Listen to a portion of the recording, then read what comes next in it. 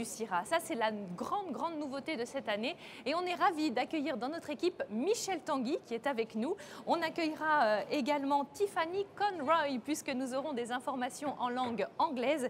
Et puis Eric Limoncini nous rejoindra également à la toute fin de ce salon. Vous voyez, l'équipe s'agrandit, s'enrichit pour mieux vous informer encore et encore. Alors aujourd'hui, on a un programme très chargé. On va essayer de ne pas prendre de retard. Nous serons un duplex en direct même de l'espace concours sans bouger de ce plateau. Grâce à nos télés et nos écrans connectés, eh bien, nous pourrons voir directement ce qui se passe sur l'International Catering Cup et nous rejoindrons Joël Mauvigné en duplex. Régis Marcon sera également notre invité ici.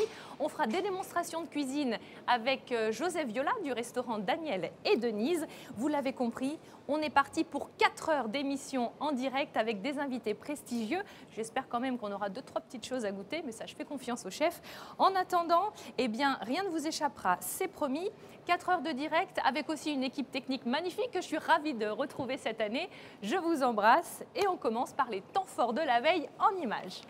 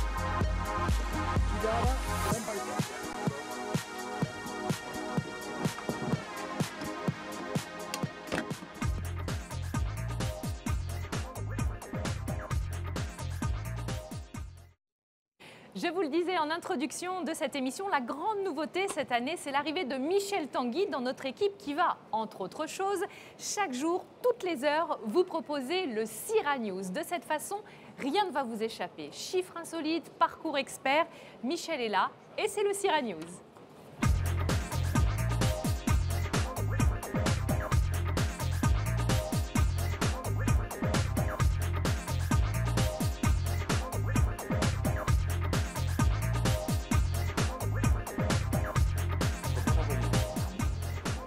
Bonjour Karine, bonjour à tous. Je suis très heureux de vous accueillir pour ce premier CIRA News. Avec les chiffres du jour, on va toujours commencer comme ça, des chiffres qui sont assez hallucinants pour certains. 46 000 mètres carrés, c'est la surface de moquette qu'il y a sur tout ce CIRA 2015. Et 4 000 personnes, ce sont le nombre d'individus mobilisés pour le montage de ce CIRA 2015. Les parcours experts, vous allez en trouver tous les jours. On parlera de 4 parcours au total. Les parcours experts, en fait, ce sont des petits dépliants que vous allez pouvoir trouver à l'entrée de ce CIRA et qui vont vous indiquer, selon les thématiques qui vous intéressent, les stands à visiter. Donc ça, c'est quand même plutôt un bon service à se rendre. En programme du jour, il y a pas mal de choses intéressantes à ne pas louper, notamment l'International Catering Cup qui se déroule aujourd'hui jusqu'à 18 h sur l'espace des chefs. Le 4e Grand Prix de la restauration des lycées rhône-alpins, dont nous allons parler à la fin avec Philippe Demester qui est à mes côtés. Ça se déroule sur l'espace cuisine en scène toute la matinée. Le Choco Show Cooking, ça ce sera cet après-midi, toujours sur l'espace cuisine en scène, entre 14h30 et 18h30. Donc place au chocolat avec des fèves du Pérou. Et nous accueillerons tout à l'heure pour nous parler de ce Choco Show Cooking, Véronique Anastasie de Planète Goût, qui est l'organisateur de cet événement qui se déroulera donc cet après-midi. Toujours pour les programmes de cette journée, la Coupe de France de boulangerie avec Tendance Pain. Ça, c'est donc sur l'espace Tendance Pain entre 9 h et 18 h. Également le 7e Open des desserts glacés.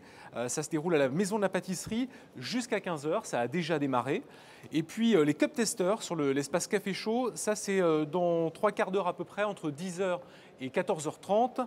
Et puis le Latte Art, toujours sur le Café Chaud. Là, ce sera cet après-midi, entre 15 h et 18 h. Et enfin, ce soir, la première grosse manifestation, le Syrah Off, qui se déroulera dans le tunnel de la Croix-Rousse. Rendez-vous donc à 18 h. C'est ouvert à tous pour une énorme manifestation sur la thématique de la gastronomie avec énormément de produits, notamment des produits régionaux que vous allez pouvoir découvrir donc là-bas cet après-midi. En ce qui concerne le pôle expert, ce sont des visites guidées.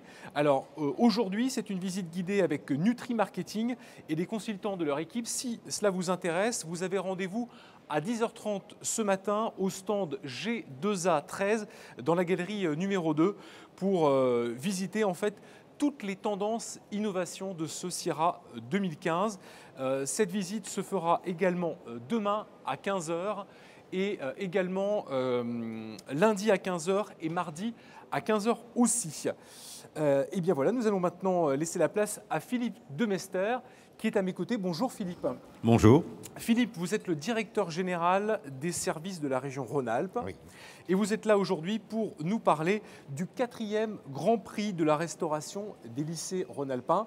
C'est un prix qui a démarré en 2009.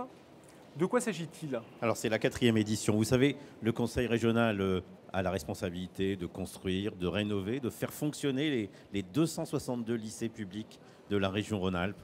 Ce sont chaque jour 110 000 jeunes qui mangent dans les restaurants scolaires de ces lycées.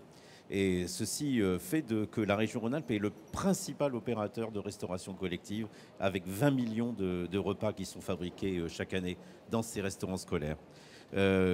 Donc, ce qui est important à travers cette 4e édition du Grand Prix de la restauration des lycées, c'est de mettre en valeur le travail qui est fait chaque jour par ces équipes. 1500 personnes qui chaque jour travaillent dans les lycées pour fabriquer ces repas. C'est un moyen de montrer aussi que tous ces chefs de cuisine, parfois un peu dévalorisés, on entend souvent ce terme de nourriture de cantine, sont des vrais chefs. Absolument. Impliqués, avec énormément de contraintes généralement, et qu'ils savent aussi bien faire. Ce sont des vrais professionnels de très haut niveau qui savent prendre en compte toutes les contraintes économiques, les contraintes en matière d'hygiène, de sécurité, mais aussi de qualité, et avec la vocation de faire découvrir aux jeunes ce que peut être les senteurs, les saveurs, à travers donc, le travail qu'ils font au quotidien. Donc montrer à travers ce Grand Prix que effectivement les chefs de cuisine des restaurants de lycée, ce sont des vrais chefs de cuisine qui maîtrisent leur métier avec toutes leurs équipes. Donc 4e édition qui va se dérouler ce matin.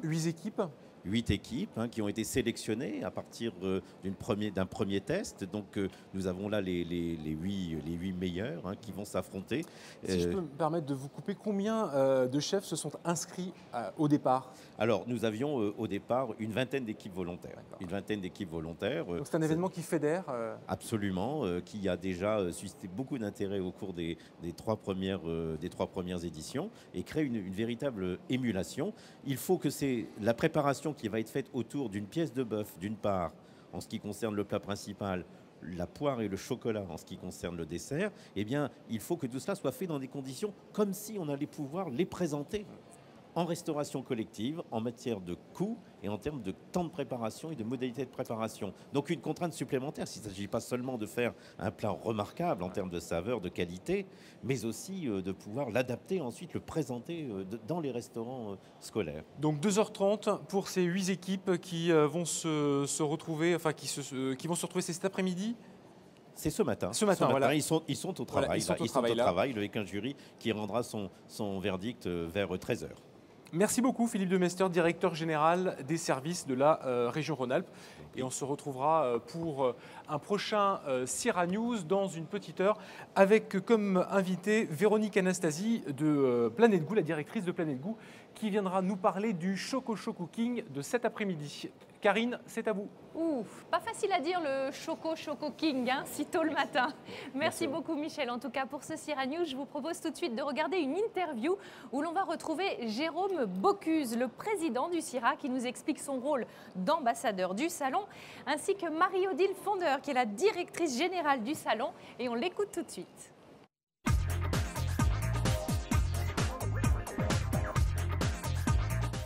C'est un salon où naissent les tendances du monde entier sur le food service.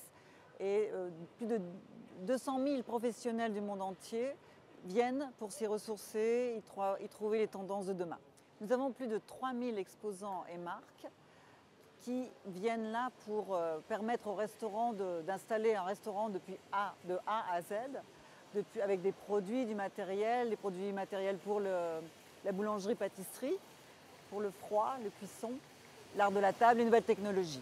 Aujourd'hui, on peut dire que le CIRA représente toutes les formes de restauration que l'on peut trouver dans le monde.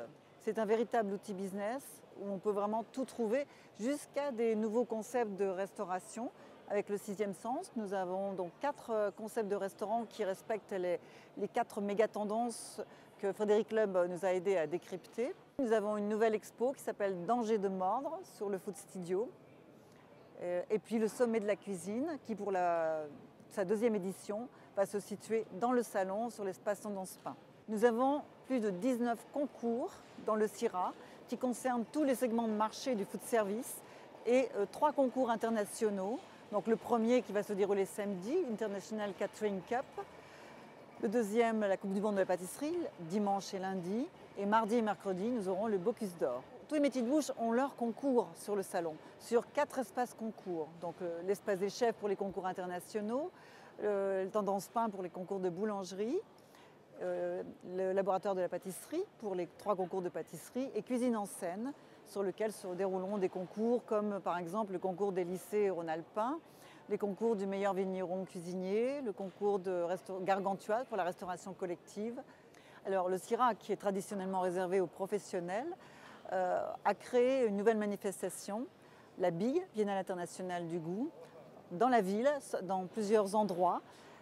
Donc par exemple au Sucre, avec un repas autour électro-culinaire, dans les Halles de Lyon le mardi, au Puce du Canal le dimanche, chez In Cuisine, Place Bellecour pour les enfants, des ateliers pour les enfants. Et l'événement principal, ça va se situer dans le tunnel Mode Doux de la Croix-Rousse. C'est un tunnel à parcours gourmand de 1,7 km avec la soupe de Monsieur Paul. Et le plus grand plateau de fromage du monde avec Hervé Mons. Il y aura 365 spécialités qui viennent du monde entier et un 100 mètres linéaires de plateau de fruits de mer. Je souhaite donc bienvenue au CIRA à tous les exposants et visiteurs et un excellent business. Alors être le président du CIRA, c'est déjà très honorifique, mais mon rôle, c'est de promouvoir le CIRA. En termes de qualité, en termes d'image, c'est important. On a une audience internationale qui se déplacent de plus en plus pour venir à Lyon et il faut les accueillir comme il se doit. On peut porter l'image du CIRA à l'international. Aujourd'hui, on voit qu'on développe des mini-CIRA en Turquie, à Istanbul, à Moscou et bientôt au mois d'octobre à Rio.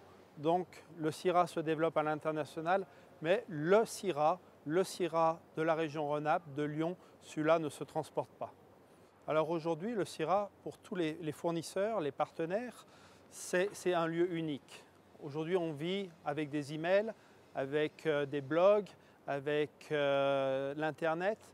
Au CIRA, on est sur un même lieu, on peut échanger une poignée de main. Et aujourd'hui, ce sont des moments qui se font de plus en plus rares. Donc le CIRA, c'est unique. du fait de sa taille. Alors déjà, je leur souhaite la bienvenue et je leur souhaite bonne chance parce qu'ils vont en prendre plein les yeux et plein la bouche. Bon appétit!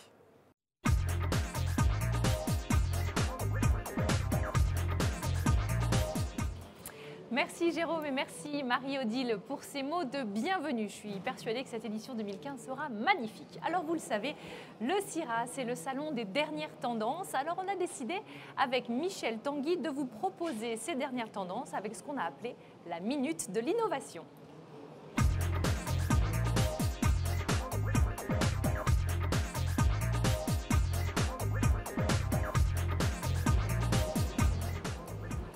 Les minutes innovation avec deux produits pour démarrer cette matinée. Le premier, nous allons parler du NDMax System. Alors NDMax System, je n'ai pu vous amener que ça. Alors ça, c'est le fût qui rentre dans la machine, ou moins l'un des fûts qui rentre dans la machine, puisqu'en fait le NDMax System est une machine de distribution de liquide mobile. Et pour mieux comprendre de quoi je vais vous parler, je vous propose que nous découvrions cette machine avec quelques images.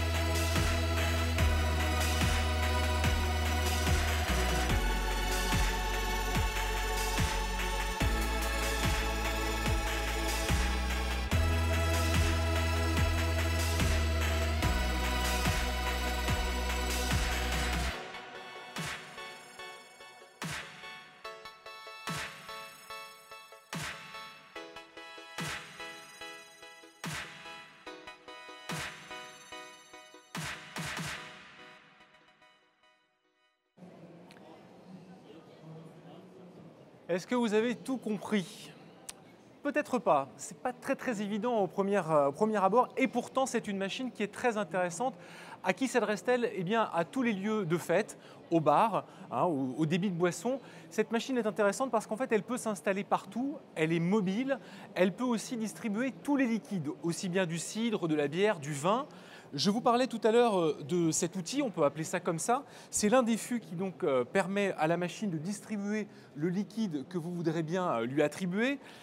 Ce fût est entièrement recyclé, pèse moins d'1 kg, se change absolument facilement. Et là où il représente un intérêt et une innovation, c'est qu'il est muni d'une nouvelle technologie qui s'appelle en fait le RFID.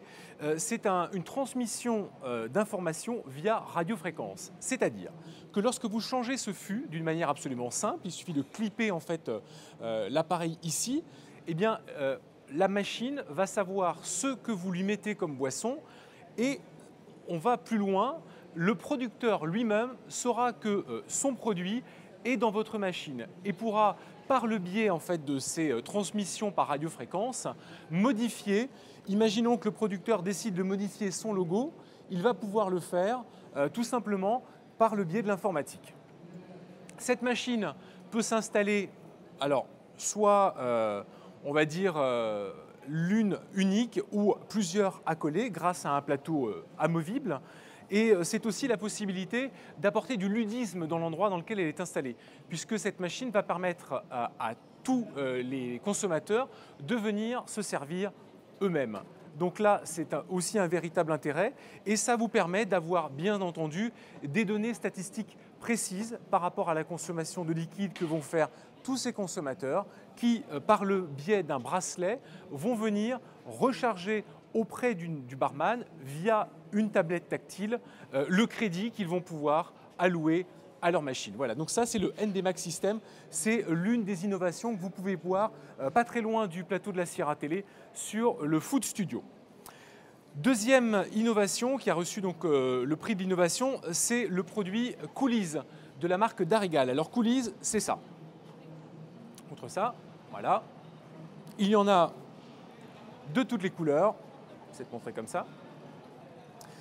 Coolies, en fait, c'est un coulis de fruits naturels qui a été créé par Darigal. Darigal est le leader mondial d'herbes fraîches et ces produits ont été imaginés et conçus avec un chef 3 étoiles qui s'appelle Christian Lesquer, que vous devez certainement connaître. Alors Christian Lesquer a tenu à ce que les produits soient faits à partir d'ingrédients frais, bien sûr, mais des ingrédients aussi riches en huiles essentielles. Pourquoi? Pour avoir un produit absolument, on va dire gustativement très intéressant et aussi chromatiquement intéressant. Alors chromatique, c'est quoi? C'est tout simplement la couleur du produit. Vous voyez, ces produits ont des couleurs très lumineuses, très franches et c'est tout l'intérêt. Ça, c'est un produit qui s'adresse aux chefs de cuisine qui vont vouloir apporter à la fois de l'originalité et de la naturalité sur leurs assiettes. Grosso modo, ce produit arrive congelé chez vous. Vous pouvez donc le garder au congélateur plusieurs mois. Lorsque vous souhaitez vous en servir, 7 heures au congélateur, vous reprenez une texture fluide, vous enlevez l'opercule ici, et ensuite, il vous suffit de dessiner sur vos assiettes. Vous allez pouvoir faire des traits, des petits points, des virgules. Vous allez pouvoir mélanger également les coulis, puisqu'il y a différentes couleurs et différents parfums. Alors au total, Coolies, c'est une gamme de 8 produits. On ne va peut-être pas faire tout le tour. Je vais vous parler de ce que j'ai entre les mains. Donc celui-ci, ça a un joli nom, ça s'appelle le vert printemps. Le vert printemps, c'est un coulis ail et persil. On a également, alors ici, le jaune fraîcheur. Donc jaune fraîcheur, c'est un coulis poivron jaune, thym et citron. Un dernier, vert toscane. Est-ce que je l'ai là? Non. Vert toscane, c'est basilic, donc qui peut s'associer avec les viandes blanches et les poissons. Et puis on va terminer avec un joli vert, le vert citrus, coulis, aneth, citron. Voilà, et on se retrouvera eh bien, tout à l'heure pour reparler de ces produits Sirois Innovation. On remettra d'ailleurs à tous les lauréats les grands prix Syrah Innovation 2015, demain, ici même sur ce plateau, un tout petit peu avant midi.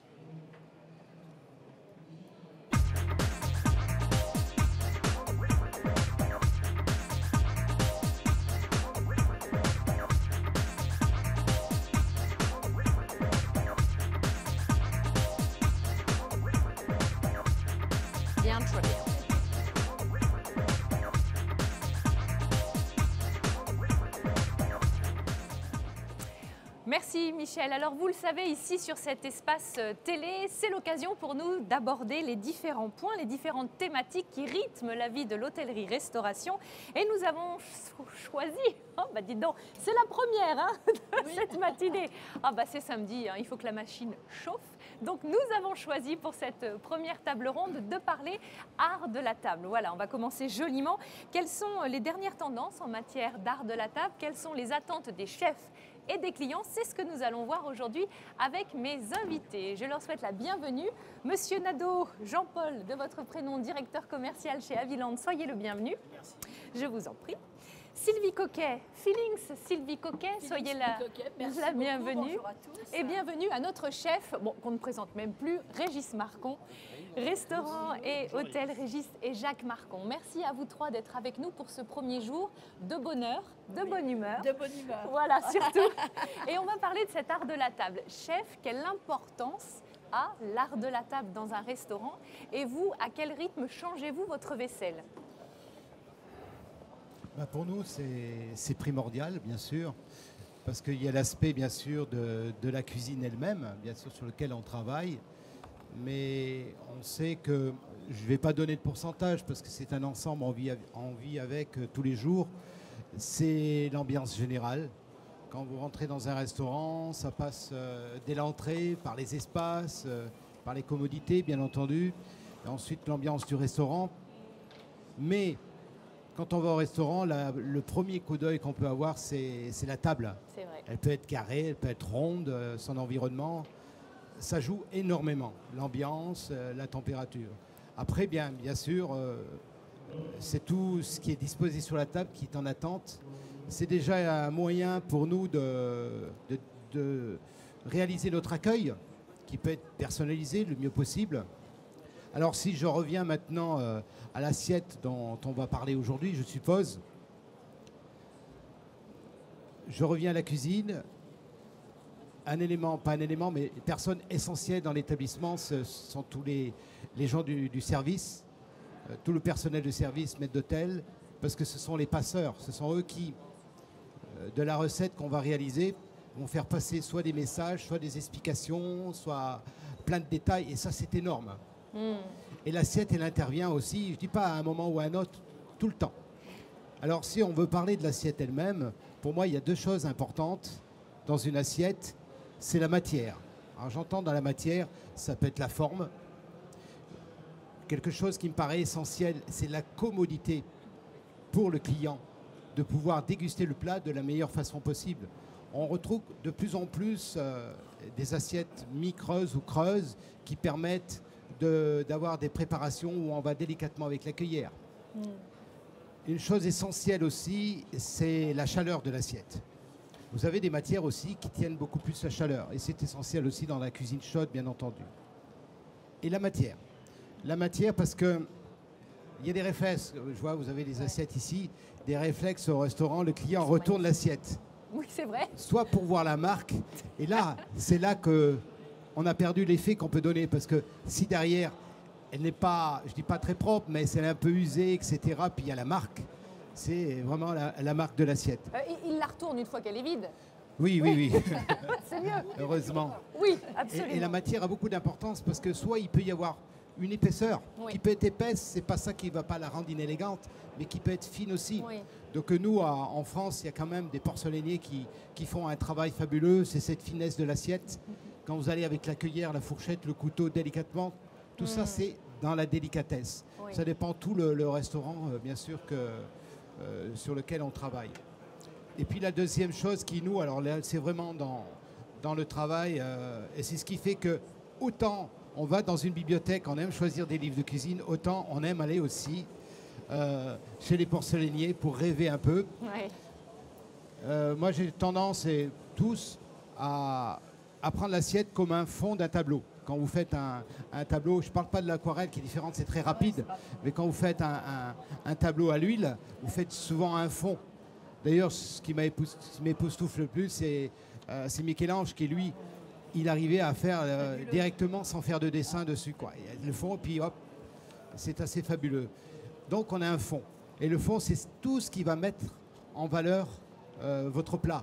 Alors bien sûr, il y a des couleurs qui ne vont plus ou moins. Vous avez des couleurs un peu ambrées, vous avez tout un ensemble de couleurs qui mettent vraiment en valeur des piquetés. Là, il y a un travail formidable. Et nous, c'est un bonheur. Et en plus, j'ai le plaisir de vivre depuis 4 ans, 4 livres de cuisine.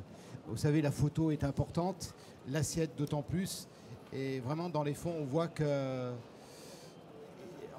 qu'on peut mettre vraiment en valeur nos recettes et que l'assiette intervient énormément.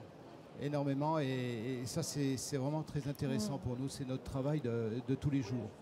Et bien sûr, je dirais en dernier lieu, mais elle est importante aussi, c'est la commodité de stockage, une assiette qui ne casse le moins possible. Et ça, il y a un besoin de former les gens du service et de la cuisine à ce que une assiette, c'est pas une assiette qu'on empile. Une assiette, ça s'empile pas. Une assiette, c'est des feuillets dans lesquels on met des coussins ou des papiers, etc. Parce que c'est des objets qui demandent beaucoup de précautions. Alors, on a parlé de la finesse de la porcelaine. Sylvie Coquet, vous êtes spécialiste de l'évidage de cette porcelaine. Vous réalisez des pièces, mais absolument magnifiques. D'abord, je remercie beaucoup Régis, ça me touche énormément parce que moi aussi, j'adore Michel-Ange, Léonard de Vinci, j'adore Dali, j'adore Picasso. On est vraiment dans l'art aussi bien gastronomique et aussi au niveau de la porcelaine. Et Dieu merci, il y a beaucoup de porcelainiers en France et à l'étranger qui proposent des choses extraordinaires, qui sont des palettes pour nos cuisiniers. Et tant mieux que ça soit ainsi. Moi, ma particularité sur Limoges est celle de faire de la porcelaine esthétique, fonctionnelle et je dirais aussi technique. Quelque chose de technique. Donc il faut à la fois répondre, comme l'a très bien dit Régis, aux problèmes esthétiques, parce que c'est vrai, quand on rentre dans un restaurant, on rentre dans une ambiance. On vient manger chez un chef parce qu'on sait qu'on ne va pas être déçu, on va découvrir des choses. Donc on fait des choses qui vont dans un intérieur, dans un univers, dans l'esprit d'un chef. Oui, presque une vaisselle qui corresponde à la stratégie du chef. Complètement. Ça, c'est vraiment quelque chose d'essentiel pour que lorsque l'on va chez un chef comme Régis, ou qu'on va chez Pierre Gagnère, ou Yannick Aleno, ou tant d'autres, on rentre dans un univers différent. Il faut s'adapter à cette différence pour mettre en exergue leur cuisine et leur univers. Ça, c'est pour nous, en tant que Feeling Sylvie Coquet, c'est la démarche de la créatrice. Ensuite, il faut répondre effectivement aux problèmes techniques. Il faut que les choses soient facilement gérables dans le stockage. Il faut que ça s'empile. Il faut quand même qu'il n'y ait pas trop de casse. Il faut vraiment gérer ça. Ensuite, il y a les problèmes techniques qui sont liés aux cuissons. Donc nous, on travaille énormément sur les outils de cuisson, sur la technicité. Par exemple, ici, bon, je me suis permis d'amener quelques modèles. Donc ça, c'est quelque chose qui a été fait pour Yannick Aleno. On a un petit cocooning qui est avec un fond particulièrement épais, qui permet une cuisson vapeur à l'étouffer, avec un petit trou pour l'évacuation de la vapeur. Donc ça, c'est vraiment un outil de cuisson qu'on a développé avec Yannick sur différentes tailles, qui fonctionne remarquablement bien. Ensuite, on a, par exemple, alors ça c'est sur l'esthétique. Là, par exemple, pour David Toutain, David voulait quelque chose de naturel pour ses cuissons au foin, pour tout ce qu'il peut faire dans ses cuisines, parce que c'est un artiste également, hein, comme tant d'autres. Et donc ici, on a des aspects mat, on a des pâtes de couleur. Ici, on est en pâte de couleur, carrément dans la masse, avec des pâtes qui viennent par-dessus, mat et brillant. Donc là, on a une solidité, on a une esthétique qui permet qu'il n'y ait pas d'écaillage, que si ça s'ébrèche, il n'y a pas une couleur blanche qui ressort. C'est épais, donc c'est solide. Voilà, donc tout ça, ça permet des cuissons au four, ça permet pas mal de choses. Là, le petit cocooning, pour en venir au petit cocooning, il passe aussi bien au congélateur qu'il passe dans un four. Donc on arrive à faire pas mal de choses avec ça. Et alors cette assiette, cette assiette, c'est le terrible. Cette assiette, c'est le rêve du rêve. C'est je dirais, c'est pour moi, je l'ai fait en l'honneur du 6e sens, l'espace monitoring. Tout simplement pourquoi? Parce que pour moi, les mets rares, un très bon poisson, très frais, excellente qualité, des légumes rares, des choses qui vont être d'une fraîcheur exceptionnelle, ça va être de plus en plus difficile à trouver. Donc pour moi, quand on arrive au restaurant, on doit découvrir à travers les trous. On ne doit pas se jeter sur son plat. Voyez. on doit prendre le temps. C'est pas fait pour moi cette histoire. Si, tout à fait. C'est fait pour tout le monde, je rassure. Donc on doit découvrir déjà, on doit avoir un respect par rapport à ce qu'on mange. Donc on découvre les choses à travers les trous. Après, on soulève la cloche. Et là, on peut humer, on peut découvrir, etc. Ah oui, il y a un des jeu petits de lumière. Là aussi, et puis il y a un jeu de lumière. Ouais. Parce que quand on arrive dans le restaurant, qu'on voit cette transparence projetée, c'est une assiette qui est à la fois, je dirais, cérébrale, et elle est technique, elle est à la fois aussi physique. Il faut soulever la cloche pour découvrir les mets, donc ça c'est physique, cérébral, parce qu'on découvre les choses, on appréhende, on regarde, on hume, on prend le temps, on ne se jette pas sur la nourriture. Et ça c'est vraiment, pour l'espace monitoring, quelque chose que je trouvais assez approprié. Et en empilage, pas de problème, parce que ça s'empile, voilà. Là les cloches, techniquement difficilement copiable, parce que ça aussi, c'est ce qui fait la différence en France par rapport à d'autres. On a un esprit de création qui est intéressant, et là, techniquement compliqué. Voilà. Donc alors, justement, Jean-Paul Nadeau, Haviland, manufacture française de porcelaine, vraiment réputée et de qualité. On est dans ce qui se fait de mieux. Comment on fait face justement à la concurrence étrangère ? Justement, Haviland a été créé en 1842, donc autant dire qu'on perdure depuis longtemps. Mais la conjoncture mondiale et internationale fait que, effectivement, nous sommes soumis à une concurrence rude. Donc nous devons, comme le disait Sylvie, créer énormément de produits, de formes, travailler sur les matières, comme le disait tout à l'heure Régis, sur les matières, sur les couleurs. Effectivement, nous sommes également des artisans, des peintres, puisque tous nos produits sont faits à la main. Et nous revendiquons, c'est notre fil rouge, le savoir-faire français, 100% français. Et ça, c'est très important, puisque dans la cité de Limoges, je veux dire, si elle veut perdurer, il faut se battre sur ses produits, parce que la concurrence est rude, notamment en Asie. Comme disait Sylvie, ils copient énormément nos produits, donc à nous aussi d'être toujours en avance, novateurs. Donc par exemple, là vous voyez, nous avons apporté 2 assiettes, une qui a été créée pour la Coupe du Monde de pâtisserie. Donc les candidats, celle-ci exactement, qui est une assiette recto verso. Nous avons travaillé avec allez-y. C'est-à-dire que c'est une assiette qui peut être utilisée dans les deux sens. Donc c'est une prouesse technique parce que techniquement c'est très difficile et les candidats pourront à leur guise choisir de présenter le plat soit d'un côté soit de l'autre. En tout cas ils seront comme nous l'avons été contraints à respecter cette assiette, ce qui va compliquer leur tâche énormément. Nous travaillons également nous avons lancé également une autre ligne pour à l'occasion du salon CIRA, qui est une ligne avec une alternative mate et brillante. Pourquoi? Parce que les chefs, comme le disait également Régis tout à l'heure, sont très intéressés par la matière, par le toucher, et effectivement, le mat apporte un aspect originel assez intéressant. Donc là, on a fait une alternative mat et brillant, ce qui ne pose pas de problème d'entretien, puisque ça se nettoie très facilement. Ça s'empile également très facilement, parce que nous sommes obligés de travailler sur l'empilabilité. Et puis je dirais qu'il y a un critère aussi très important à Limoges, c'est la blancheur de la porcelaine. Ah, oui. La blancheur de la porcelaine qui est utilisée à base de kaolin, parce que notre spécificité à Limoges, c'est d'utiliser du kaolin, donc de l'argile blanc, qui a été initialement découvert en Chine, dans une montagne qui s'appelait Kaolin, mais maintenant nous avons utilisé ces produits et nous le revendiquons. Pourquoi? Parce que c'est beaucoup plus difficile à travailler le kaolin, l'argile blanc, que les autres matières que peuvent être la faïence, tout ça, parce que nous avons des cuissons à 1400 degrés, donc ce qui implique des déformations. Et quand vous voyez une assiette comme celle-ci ou comme celle-ci, au vu du commun des mortels, ça ne paraît pas très important. Sauf que techniquement, ce sont des prouesses. Pourquoi? Parce qu'à 1400 degrés, la matière redevient en fusion, elle se déforme. Et nous, notre pari, c'est de pouvoir conserver cette assiette dans la forme que nous avons souhaitée à l'origine, et surtout qu'elle n'ait pas d'aspect de défaut.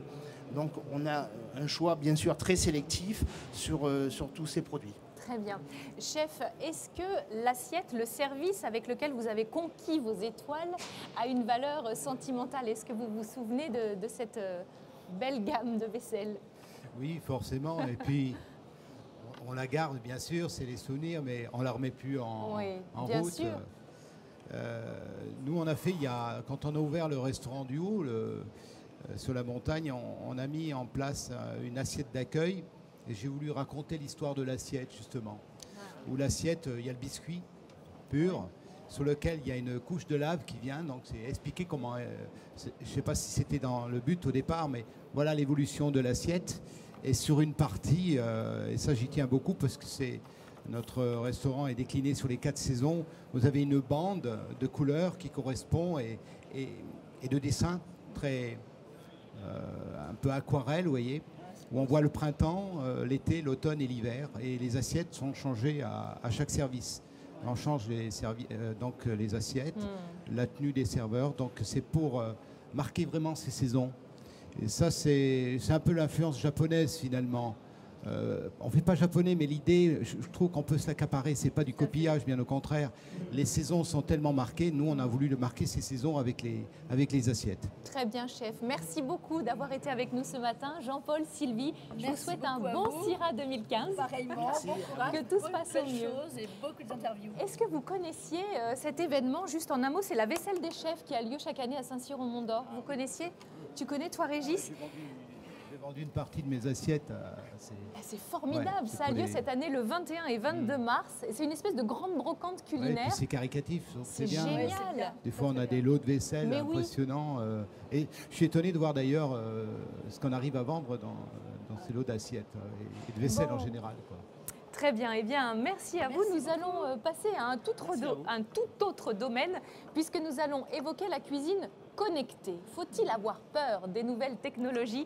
Je vous le demande. Vous allez rencontrer des chefs qui sont de plus en plus connectés. Alors, est-ce que ça va nuire à la restauration ou est-ce qu'au contraire, ça va la rendre de plus en plus attractif? Eh bien, c'est notre table ronde.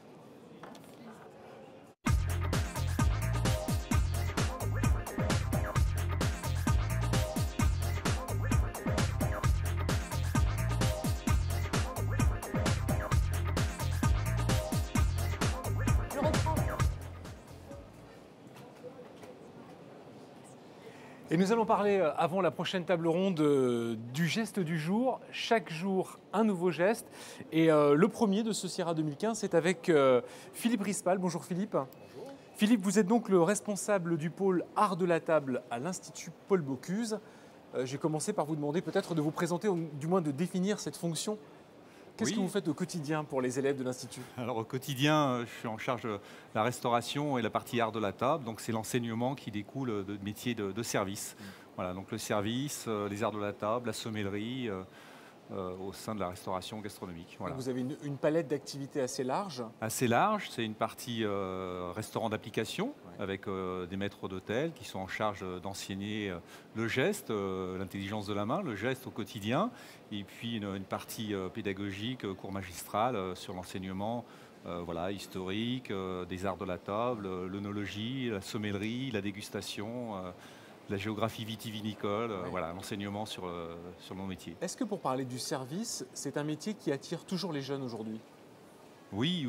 Alors nous, à l'Institut, on a plus de 500 étudiants sur le site. On forme en management international de l'hôtellerie et de la restauration, niveau licence et master. Donc les jeunes sont très attirés par ces métiers de service qui sont encore sur l'instant, sur la relation humaine, sur l'émotion, et puis avec une possibilité de carrière, de voyage assez grandiose. Ouais. C'est ce qui pousse aujourd'hui les jeunes à quelque part à s'engager dans cette carrière, c'est la possibilité justement d'évoluer, d'avoir des responsabilités au sein d'un établissement qui peut être prestigieux. Complètement, voilà, des possibilités de carrière et puis des ouvertures. Il n'y a plus un métier, mais des métiers d'accueil, d'hospitalité. Voilà, donc c'est au sens large du terme également. Hein.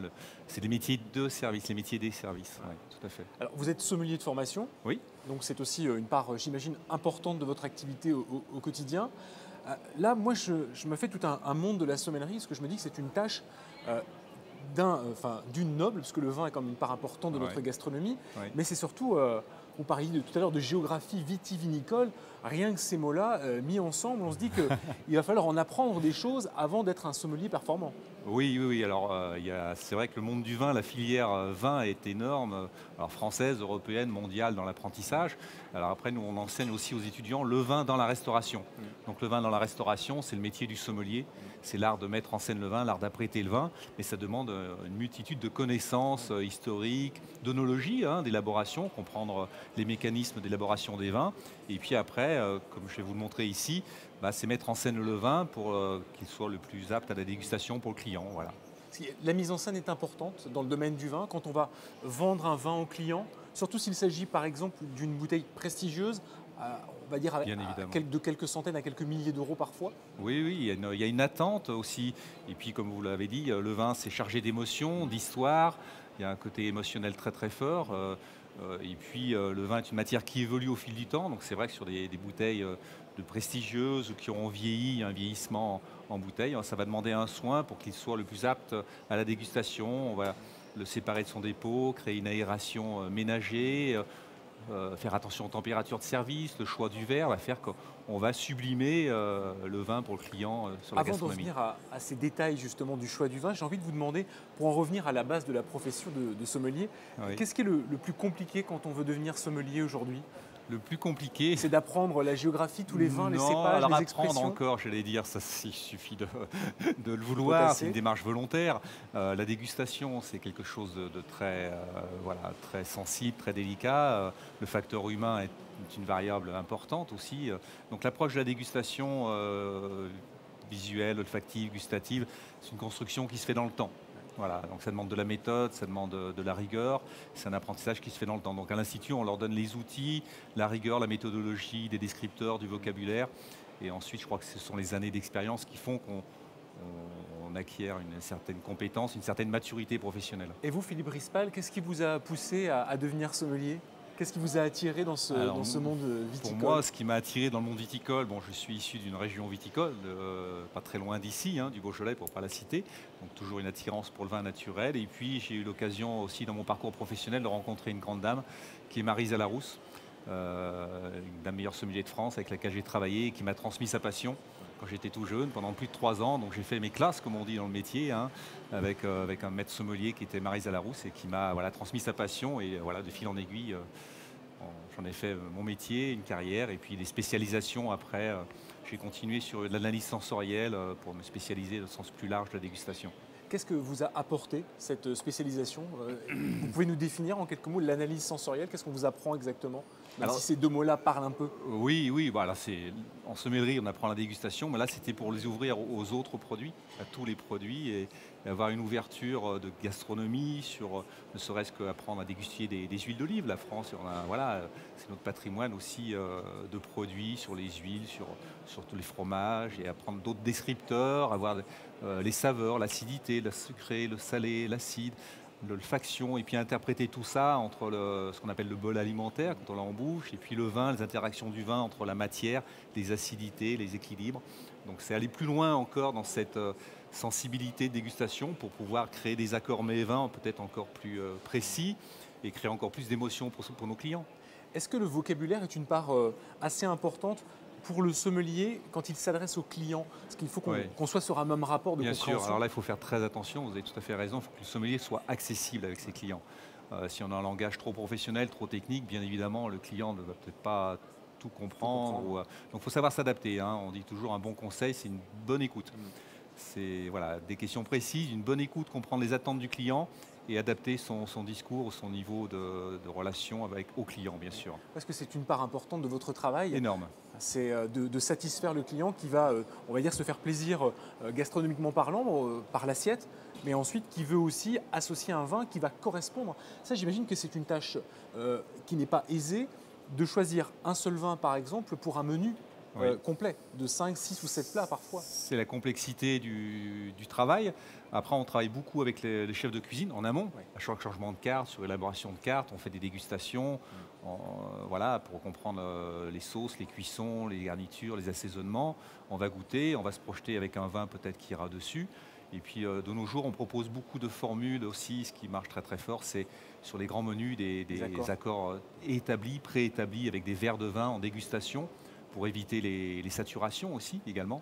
Donc là, on peut faire des doses de dégustation avec un verre de dégustation sur chaque plat, de façon pensée en amont, ce qui permet au client d'être totalement libre et de se laisser guider tout au long du repas. Alors Philippe Rispal, vous êtes avec nous pour nous montrer un geste, le geste de la décantation. Oui. Mais avant d'y arriver, on va peut-être s'intéresser à la conservation de ces vins auparavant et à la manière dont on va les remettre peut-être à température. Les caves, complètement. Alors, c'est 10, 12 degrés. Alors, il y a plusieurs caves en restauration. On dit qu'on a plusieurs lieux de stockage de caves. On a la cave de vieillissement, la cave centrale et la cave du jour. On pourrait peut-être diviser ça en 3. Après, chaque établissement peut l'organiser comme il le souhaite. La cave de vieillissement, c'est des vins que l'on achète peut-être en primeur et que l'on va garder à vieillir pour les faire bonifier et les mettre sur la carte des vins au moment voulu. Après, la cave centrale, ce sont tous les vins, où sont stockés tous les vins qui seront présents sur la carte des vins, à une température constante, vous avez tout à fait raison, 12-13 degrés, température constante, de l'humidité, le noir, pas d'odeur, pas de vibration, enfin voilà, le calme, le repos, pour que le vin se bonifie dans le temps. Et puis après, vous avez la cave du jour. La cave du jour, c'est mettre à disposition tous les vins en proximité du restaurant et les mettre à température de service. Voilà, c'est là où vient les changements de température. Donc là, on a des caves à vin avec différents paliers de température en fonction des profils de vin. On ne les servira pas tous à la même température. Ouais. Pour un vin comme celui-là, c'est un Bordeaux? Alors là, j'ai pris symboliquement un Bordeaux pour la démonstration. Donc les Bordeaux, là c'est un Bordeaux qui est un millésime assez ancien, qui aura certainement dû déposer de la matière au fond de la bouteille. Donc l'objectif, ça va être de transvaser dans la carafe en laissant les sédiments au fond de la bouteille et créer une aération douce et délicate dans la carafe.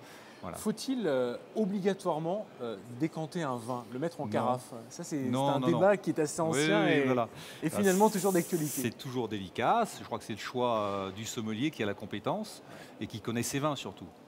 Donc on est acheteur, on sélectionne, on connaît les vins, on les déguste. Donc on dit voilà, par expérience, c'est que cette cuvée mérite une décantation, une aération légère. Ça va permettre de bonifier pour le client et de laisser s'ouvrir peut-être plus rapidement pour le client également. Après, sur les très vieux millésimes, il faut prendre ça avec délicatesse. Si on ne connaît pas exactement le vin, je pense qu'il vaut mieux pas faire de décantation parce que ça peut être très violent à l'inverse également. Ouais.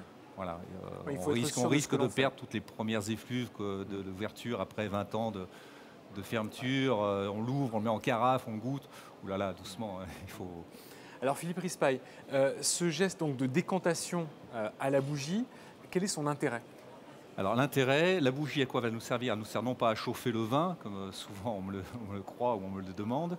Je vais ouvrir la bouteille. Donc la bouteille est bien sûr couchée dans la cave, étiquette face dessus, hein, et la matière va déposer à l'opposé de l'étiquette. On est bien d'accord? Donc il ne faut surtout pas remuer la bouteille, la relever, la tourner, parce que le dépôt va se remettre en suspension dans le vin, et après aucun intérêt. Hein. Donc dans le métier, on a toujours tendance à dire qu'on prend le panier, c'est le panier qui va venir à la bouteille. D'accord. Et on fait glisser la bouteille dans le panier, et ensuite on présente, on porte la bouteille toujours couchée. Je vais faire l'ouverture, la bougie va nous servir de source de lumière à l'épaule de la bouteille, quand je vais transvaser le vin dans la carafe. D'accord. L'épaule de la bouteille. L'épaule de la bouteille qui est ici. C'est un joli terme. Voilà, tout à fait. Je vous en prie, je vous laisse l'ouvrir. Parfait. Donc je vais commencer par découper la capsule. À la base du goulot. À la base du goulot. Donc on prend toujours sous le guide naturel de la bouteille. Donc ça, c'est toujours une action que l'on effectue bouteille couchée. Voilà, pour la décantation, oui. Ouais. Oui, bouteille couchée. Bouteille droite, ce sera exactement le même geste. On découpera exactement au même endroit. J'essuie le goulot une première fois. Alors on essuie le goulot une première fois, parce que le vin est stocké dans un milieu saturé d'humidité, 70-80% d'humidité. Donc il peut commencer à avoir quelques petites impuretés ou moisissures qui, une fois le bouchon enlevé, on prendrait le risque de retomber dans la bouteille. D'accord. Donc là on débouche. Je présente la mèche.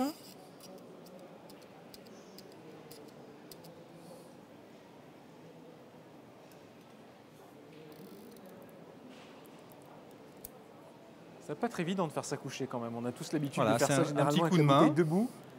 Un petit coup de main, voilà, on débouche main droite, la main gauche ne bouge pas du socle de la bouteille. On fait avec une main et on dévisse délicatement en faisant la prise d'air sur le haut pour ne pas faire glisser de vin sur la nappe. La logique étant de prendre un soin on va dire de plus en plus important pour un vin âgé. Puisque plus il sera âgé, plus il aura de dépôts, plus il sera sensible. Voilà, tout à fait. Il sera fragile aussi. Le bouchon, on va le garder sur une soucoupe à la vue du client et à la disposition du client s'il le souhaite. Je vais réessuyer le goulot rapidement. Je prends mon verre de sommelier. Donc là, vous vous assurez en fait qu'il n'y a pas de défaut dans le vin. Que le vin, je le mets rapidement. Un premier nez, une légère aération. Le vin est net. Je vais pouvoir procéder à la décantation. Voilà. Si je ne fais pas ça, je fais la décantation et le vin est bouchonné, par exemple. Ouais, je fais tout le procédé inutilement pour une perte de temps et pour le client en plus. Voilà. Donc le vin est net. Genre, au préalable, ce qui est important de dire, c'est que la carafe aura été préparée. Donc bien sûr, elle est propre, elle est nettoyée. Et on va lui donner le goût du vin, c'est-à-dire qu'à l'office, on va mettre un petit peu de vin dans la carafe. On va viner la carafe, on va lui donner un petit peu le goût du vin et vider, comme ça la carafe est prête à recevoir le vin. D'accord. Voilà. Peu importe le vin. Alors, on peut le faire avec le même vin ou un vin rouge de la même région, tout à fait. Donc je vais procéder à la décantation. Je retire la bouteille pour avoir une bonne visibilité. Un litho pour éviter les petites taches. Je cherche la lumière à l'épaule de la bouteille. Ah, d'accord. Je positionne ma carafe.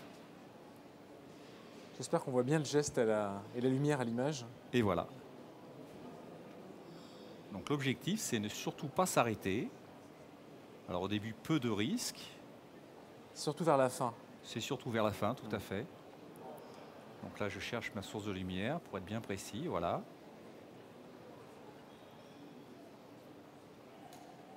Et on ne s'arrête pas. Donc dans les règles de la sommellerie, on n'a pas le droit de toucher la bouteille sur la carafe. C'est très précis, il y a beaucoup de petites choses que je n'ai pas dit, mais c'est vrai que pour décanter dans les règles de la sommellerie française, voilà, il y a toute une procédure à respecter. Ça s'appelle professionnaliser le geste. Donc ça oui, ça en fait partie. Voilà, comme le découpage de la capsule, le retirer le bouchon. Oui, tout ce que vous avez fait, en fait, vraiment fait partie, ces gestes font partie de la sommellerie française. C'est-à-dire que c'est inscrit, ce sont des gestes inscrits sur l'Union de la sommellerie française, tout à fait. Voilà, donc j'arrive sur le fin de la bouteille, donc je fais très attention à ne pas avoir de dépôt. Pour l'instant, je n'ai pas de trouble. Au fond. Ça commence à arriver sur le fond. Ouais. Voilà, je vais récupérer le maximum.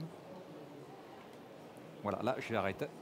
J'ai le trouble qui est arrivé, le dépôt qui est parvenu. Ma décantation se termine. Dans le fond de la bouteille, je garde un vin trouble. Oui. Et dans la carafe, j'ai un vin clarifié, limpide, avec une carafe qui est style canard. Vous voyez qu'il y a ce qu'on appelle le disque, la surface du vin au contact de l'air, est très réduite. Donc c'est plutôt une carafe pour les vieux millésimes, pour avoir une aération ménagée et douce. Là, vous avez des carafes, certaines fois, qui sont très grandes, très droites. Oui. Et là, vous Très avez évasé. très évasé. Vous avez un contact à l'air qui est très grand. C'est des vins peut-être plus dans la jeunesse, plus robustes, qui ont besoin plus d'oxygène pour. Voilà. Donc le choix de la carafe aussi est important. Est important. Là, dans la mise en scène, j'ai pris une carafe peut-être pour des vins plus fragiles. Voilà, où le vin va glisser très rapidement, sans brusqueté. Voilà. Il ne sera pas trop aéré dans la carafe. Il va s'aérer de façon douce et délicate. Un établissement doit posséder combien de types de carafes différentes, on va dire, pour pouvoir répondre à toutes les demandes de décantation?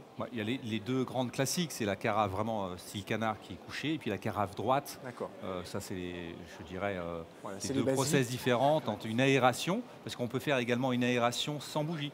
Il y a des vins qui n'ont pas de dépôt, peut-être dans la jeunesse, des vins blancs ou des vins rouges dans ces cas-là, et qui méritent à l'ouverture un passage en carafe, et plus, on appelle ça fouetter le vin un petit peu en quelque sorte, aérer le vin, fouetter le vin pour le rendre plus apte au niveau olfactif, que toutes les molécules passent au contact de l'air. Voilà. Alors, Philippe Rispal, donc responsable du polar de la table de l'Institut Paul Bocuse, vous parliez de vin blanc et de carafe. C'est vrai que depuis quelques années, on a commencé à aérer aussi le vin blanc. On sent que c'est un bénéfice à lui apporter. Bien sûr, c'est un bénéfice. Il y a beaucoup de vins blancs maintenant qui ont une densité, qui ont aussi une maturité. Il y a des élevages sous bois, sur lit fine. Voilà, il y a des vins qui ont besoin de s'exprimer, de s'aérer. Ça permet d'avoir de les ouvrir au niveau olfactif, au niveau gustatif. Les vins rouges, dans la jeunesse, ça peut des fois assouplir les tanins également. Ça peut les rendre plus accessibles également. Donc voilà, c'est au choix du sommelier qui connaît le profil de ses vins et qui discute beaucoup aussi avec ses vignerons, parce que je crois que c'est un métier de passion et d'échange avec le sommelier. C'est l'ambassadeur du vigneron en quelque sorte. C'est un lien plaisir entre celui qui fait le vin et celui qui va le consommer. C'est à la fois en fait un porte-parole et un allié. Complètement. S'il connaît bien le vin, il le servira bien et il pourra aussi bien en parler. Et puis je crois qu'il faut aller sur le terrain, rencontrer les hommes qui le font, c'est ceux qui en parlent le mieux. Et le sommelier va le transmettre cette passion. C'est ce qui vous nourrit le plus également? Oui, c'est la relation humaine à travers la formation, la recherche des produits, les étudiants aussi, on s'y retrouve également dans cette même dynamique. Philippe Rispal, merci beaucoup. Grâce à vous, nous allons pouvoir déguster en cette fin de matinée un excellent vin qui aura été carafé. Je rappelle donc que vous êtes le responsable du pôle art de la table à l'Institut Paul Bocuse à Lyon. Merci d'être venu nous voir sur le plateau de la Sierra Télé ce matin. Merci à vous. Au revoir. Merci, au revoir. Karine, c'est à vous. Avec plaisir, Michel. Eh bien, on va passer à un tout autre domaine puisque nous allons évoquer la cuisine connectée. Faut-il avoir peur des nouveaux matériels très intelligents ou au contraire, faut-il se réjouir? Eh bien, élément de réponse grâce à notre table ronde.